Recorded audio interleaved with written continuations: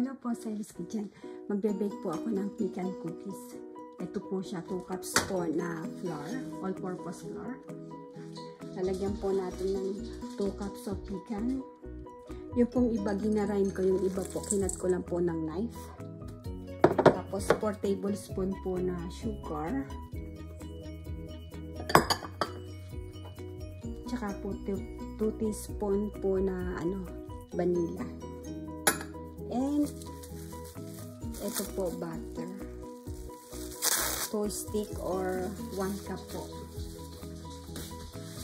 na butter. Yan lang po. Tapos aanihin nyo na po. Isasama-sama.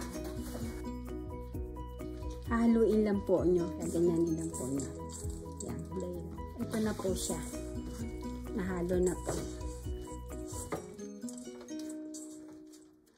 Ano lang po natin, momolding. Ito na po siya. Ganyan.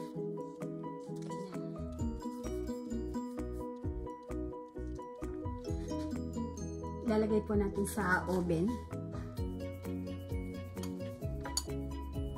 Ano ko lang po sa sugar. Ganyan po lang po. Ganyan lang po. Twice po.